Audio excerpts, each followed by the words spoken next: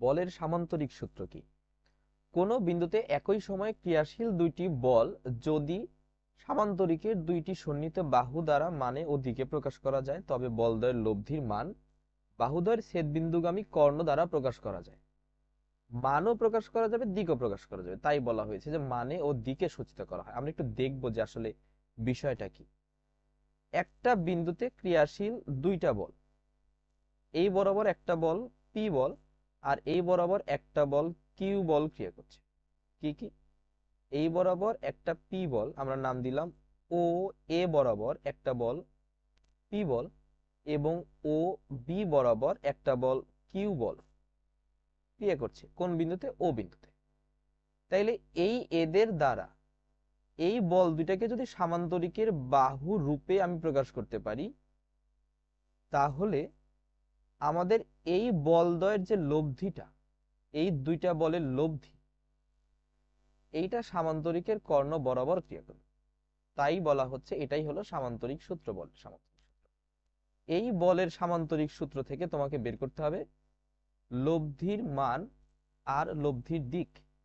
এই পি বল আর কিউ বল, এই লব্ধির মানটা আমি ধরে নিলাম আর, আর এই লব্ধির দিকটা আমি এইখানে ধরে নিচ্ছি যে পি বলের সাথে থিটা কোণ উৎপন্ন করে। পি বলের সাথে তুমি ধরতে পারো, তুমি চাইলে কিউ বলের সাথেও ধরতে পারো, আমরা পি বলের সাথে ধরে নিয়ে বের করব। এইবার পি বল আর কিউ বলের মধ্যবর্তী কোণ যদি আলফা হয়, তাহলে তোমাকে বের করতে হবে লব্ধির মান আর লব্ধির দিক পি বলের সাথে। এই দিকটা আসলে কত ডিগ্রি হচ্ছে, কত ডিগ্রি অ্যাঙ্গেল করে লব্ধিটা যাবে, এটা বের করো। এইটা বের করার জন্য তোমাকে এই ও এ বাহুটাকে বর্ধিত করতে হবে। ও এ বাহুকে তুমি বাড়ায় দাও। ও এ বাহুকে বাড়ায় দিলাম, এবং এই জায়গাতে আমাদের যে কর্ণ, এইটাকে ওসি দ্বারা সূচিত করলাম, তাহলে এদের লব্ধি ওসি বরাবর ক্রিয়াশীল। এই সি হতে এই ও এ এর বর্ধিতাংশের উপরে আমরা সিডি লম্ব অঙ্কন করছি। সিডি লম্ব অঙ্কন করলাম। এইখান থেকে তোমাকে বের করতে হবে এই কর্ণ আর এর মানটা। এই কর্ণ আর এর মান নির্ণয় করার জন্য আমরা দেখতে পাচ্ছি একটা সমকোণী ত্রিভুজ কিন্তু আমাদের হাতে অলরেডি চলে আসছে, ও সি ডি। এই সমকোণী ত্রিভুজ থেকে আর এর মান আমরা পিথাগোরাসের উপপাদ্যের সাহায্যে নির্ণয় করতে পারবো। তো এই সমকোণী ত্রিভুজ ব্যবহার করার জন্য তোমার অবশ্যই এই সিডি বাহুর মান জানতে হবে আর এই ও ডি বাহুর মান জানতে হবে। কিন্তু আমরা তো ও ডি বাহুর মান জানি না, আমরা জানি কি ও এ বাহুর মান এটা কত পি, আর ও বি বাহুর মান জানি এটা হলো কিউ। আর একটা ও বি যদি কিউ হয়, তাহলে এসিও তো কিউ, কারণ ও এ সি বি একটি সামান্তরিক। তাহলে ও বি যদি কিউ হয়, এসিও কিউ। ও এ যদি পি হয়, তাহলে বিসিও কিন্তু পি। এইবার এই ও ডি নির্ণয় করার জন্য তোমার হাতে দরকার কি এই এডিটা। তাহলে ও এ এর সাথে এডি যদি যোগ করো তুমি, তাইলে কিন্তু ও ডি পাচ্ছ। এই এডি নির্ণয় করার জন্য এইখানে মধ্যবর্তী কোণ কত? পি বল আর কিউ বলের মধ্যবর্তী কোণ আলফা। তাহলে এই কোণটা যদি আলফা হয়, তাহলে এই কোণটাও কিন্তু কি হবে? আলফা হবে। আমাদের হাতে কি দেওয়া আছে? এসি, যে আমাদের বলটা, এই এসি বল হাতে তুমি পাইছো, বা এসি বাহুর মান তুমি পাইছো কিউ। এইবার এই যে ছোট যে সমকোণী ত্রিভুজ দেখা যাচ্ছে, এই ছোট সমকোণী ত্রিভুজ নিয়ে আমরা কাজ করব। সর্বপ্রথম ত্রিভুজ এ ডি সি সমকোণী ত্রিভুজে, ত্রিভুজ এ ডি সি সমকোণী ত্রিভুজে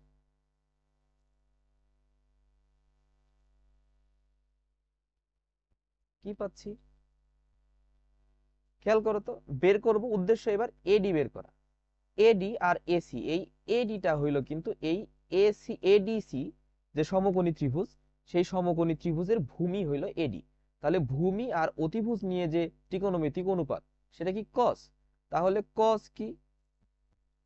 কস আলফা সমান তুমি লিখতে পারো ভূমি ডিভাইডেড বাই অতিভুজ। ভূমিটা কত? এডি। অতিভুজটা কত? এসি। কস আলফা সমান তুমি লিখতে পারো এডি ডিভাইডেড বাই এসি। তাহলে এবার এডি সমান তুমি কি লিখতে পারো? এডি সমান এসি কজ আলফা। আর এসি মানে কি? এসি মানে তো কিউ। তাহলে এডি এর পরিবর্তে কি তুমি এইটা লিখতে পারো না যে কিউ কজ আলফা? এডি এর পরিবর্তে কি তুমি লিখতে পারো যে কিউ কজ আলফা? তাইলে আমাদের আসলে দরকার কি ছিল? আমাদের দরকার ছিল এই ওডি টুকু। তাহলে এই ওডিটাকে ভেঙে আমি কিভাবে লিখতে পারি? ওডি কে ভেঙে তুমি কি এভাবে লিখতে পারো না যে ওডি সমান ও এ প্লাস এডি। তাহলে ও এটা কত? ও এ কিন্তু ও থেকে এ পর্যন্ত যে দূরত্ব, এটাকে আমরা পি দ্বারা প্রকাশ করেছি। আর এডি কিন্তু আমরা পাইছি কি? Q cos alpha. কি পাইছি? Q cos alpha. এই যে এডিসি সমকোণী ত্রিভুজ থেকে ওডি সমান পাইলাম তাহলে P plus Q cos alpha. এইবার আমাদের এই একই সমকোণী ত্রিভুজ থেকে আমরা এই সিডিটা নির্ণয় করে নেব। এই সিডিটা নির্ণয় করার জন্য দেখো এই সিডি নির্ণয় করতে হবে। আর হাতে দেওয়া আছে অতিভুজ। তাহলে লম্ব আর অতিভুজ নিয়ে যে ত্রিকোণমিতিক অনুপাত, সেটা কি? Sine alpha. এই আলফা কোণের সাপেক্ষে সাইন আলফা সমান তুমি লিখতে পারো লম্ব ডিভাইডেড বাই অতিভুজ, সিডি ডিভাইডেড বাই এসি। তাহলে সিডি সমান তুমি লিখতে পারো কি? সিডি সমান তুমি লিখতে পারো এসি সাইন আলফা। তাহলে এই এসি মানে কি? এই এসি মানে তো কিউ। তাহলে এর পরিবর্তে তুমি লিখতে পারো কি? Q sine alpha. তাহলে সিডি কত হচ্ছে? সিডি হচ্ছে, সিডি তুমি পাইলে কিউ সাইন আলফা। আমাদের হাতে ওডি মান চলে আসছে, অর্থাৎ এই ওডিটা এই সমকোণী ত্রিভুজের সিওডি সমকোণী ত্রিভুজের ভূমিটা হইল ওডি, আর এই সিডিটা হইল লম্ব। তাহলে সমকোণী ত্রিভুজের ভূমি পাইছো, লম্ব পেয়েছো। তাহলে তুমি কি অতিভুজটা বের করতে পারবে না? অতিভুজটাই কিন্তু তোমার আর। তাহলে আমরা সমকোণী ত্রিভুজ ওসিডি থেকে কি পাচ্ছি? ওসি স্কয়ার সমান OD square plus CD square. তাহলে কি? সিওডি ত্রিভুজ, সিওডি সমকোণী ত্রিভুজে, সিওডি সমকোণী ত্রিভুজে তুমি কি পাচ্ছ? যে এই আমাদের ওসি স্কয়ার সমান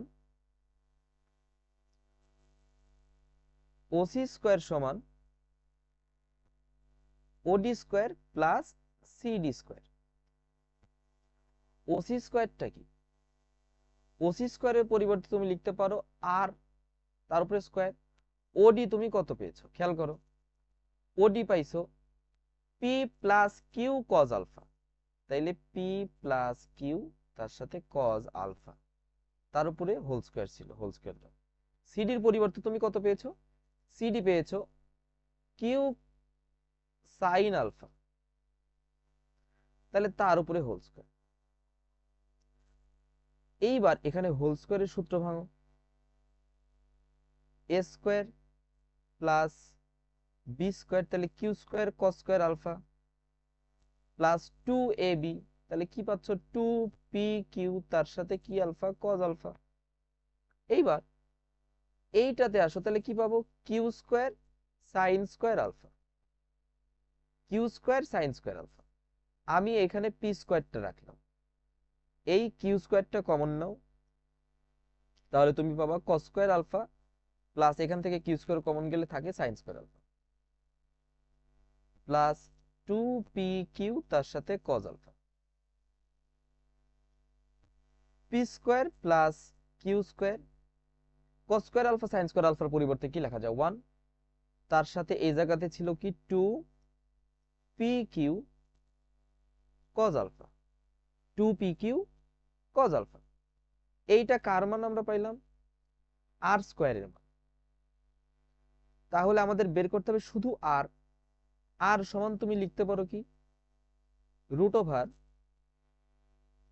P square plus Q square plus 2pq cos alpha. এই জায়গাতে আমাদের আরটা কিন্তু লব্ধি, এইখানে আর কিন্তু লব্ধি। পি কিউ যে দুইটা বল দেয়া ছিল সেই বল দুইটা আর এই আলফাটা হইলো পি আর কিউ দুইটা বলের মধ্যবর্তী কোণ। তাহলে আর সমান তুমি লিখতে পারো √r p² + q² + 2pq cos alpha. এইটা গেল আমাদের ওই পি কিউ বলের লব্ধি। এবার আমাকে বের করতে হবে লব্ধির দিক। কি বের করবে এবার? এবার আমরা নির্ণয় করব লব্ধির দিক। একটু আবার এই চিত্রের দিকে খেয়াল করব। এই লব্ধির দিকটা আসলে আমি কি ধরলাম যে পি বলের সাথে এইটা কত ডিগ্রি কোণ উৎপন্ন করে? θ ডিগ্রি কোণ উৎপন্ন করে। তাহলে লব্ধির দিকটা আমরা পি বল আর আমাদের এই যে এই অর্থাৎ ওডি আর এই সিডি এর সাহায্যে প্রকাশ করব। তাহলে ওডি কত পাইছো তুমি? ওডি কিন্তু পাইছো P plus Q cos alpha. OD পাইছো P plus Q cos alpha আর সিডি পাইছো কিউ সাইন আলফা। তাহলে আমরা যদি আবার এই ত্রিভুজটাই নেই, আবার এই ত্রিভুজটাই যদি নেই, যে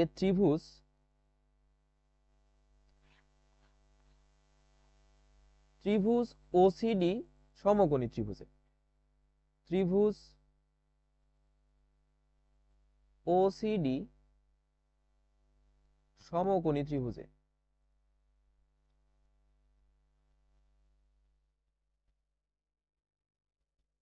ত্রিভুজ ওসিডি সমকোণী ত্রিভুজে তুমি যদি এই থিটা বের করতে চাও এই ভূমি আর এই লম্বের সাহায্যে, তাহলে ত্রিকোণমিতিক অনুপাত তোমাকে নিতে হবে ট্যান। তাহলে এখান থেকে ট্যান থিটা সমান তুমি কি লিখতে পারো? ট্যান থিটা সমান লম্ব ডিভাইডেড বাই ভূমি, তাহলে সিডি ডিভাইডেড বাই ওডি। তাহলে ট্যান থিটা সমান তুমি লিখতে পারো কি? ট্যান থিটা সমান তুমি লিখতে পারো এই সিডি ডিভাইডেড বাই ওডি। আর সিডি কি পেয়েছিলাম? সিডি পাইছিলাম আমরা কিউ সাইন আলফা। খেয়াল করে দেখো, সিডি পাইছি কিউ সাইন আলফা। আর ওডিটা কি পাইছি? ওডি পাইছি P plus Q cos alpha tan theta. তাহলে আমাদের এইখানে আমরা যে কোণটা ধরেছিলাম, এই যে লব্ধিটা, এই লব্ধিটা আমরা ধরছিলাম কার সাথে? পি বলের সাথে।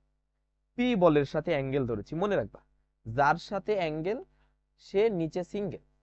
পি এর সাথে অ্যাঙ্গেল ধরছি, পি নিচে single, P plus Q cos alpha আর উপরের দিকে কিউ সাইন আলফা। যদি এই অ্যাঙ্গেলটা আমরা কিউ এর সাথে ধরতাম, এই থিটা কোণটা যদি কিউ এর সাথে নিতাম, তাহলে কি হতো? কিউ প্লাস পি এর সাথে কজ আলফা, উপরে পি এর সাথে সাইন আলফা। যদি এই অ্যাঙ্গেলটা কিউ এর সাথে নেওয়া হতো, যার সাথে অ্যাঙ্গেল সে থাকবে সিঙ্গেল। তাহলে এইটা হইলো আমার লব্ধির দিক, আর এইটা আমরা পাইছি আমাদের লব্ধির মান। এইটা হলো লব্ধির দিক আর এইটা হলো লব্ধির মান। এই লব্ধির দিক আর এই লব্ধির মান যদি তুমি নির্ণয় করা বুঝতে পারো, তাহলে স্থিতিবিদ্যার অনেকগুলো অঙ্ক তুমি নিজে নিজে সলভ করতে পারবা। আমরা পরবর্তী ভিডিওতে এই সামান্তরিক সূত্র, বলের সামান্তরিক সূত্রের সাহায্যে স্থিতিবিদ্যার কতগুলো অঙ্ক করা যায় এগুলো নিয়ে একটা ক্লাস নেওয়ার চেষ্টা করব। আজকের এই বেসিকটুকু একটু কষ্ট করে সম্পূর্ণটুকু দেখে নাও। তুমি দেখতে পারছো মানে এই শেষ পর্যন্ত ভিডিওতে আসছো, তোমাকে অসংখ্য ধন্যবাদ। তুমি এইটা যদি তোমার একটু সমস্যা হয়, তুমি ভিডিওটা থামায় থামায় আবার দেখো। আমি খুব আস্তে আস্তে বলার চেষ্টা করেছি যেন তোমাদের বুঝতে সুবিধা হয়। আমরা পরবর্তী ক্লাস নিয়ে আসছি যে এই সামান্তরিক সূত্রের সাহায্যে কি কি অঙ্ক আমরা সলভ করতে পারবো স্থিতিবিদ্যা থেকে। তো আজকে এ পর্যন্তই, সবাই ভালো থেকো, আল্লাহ হাফেজ।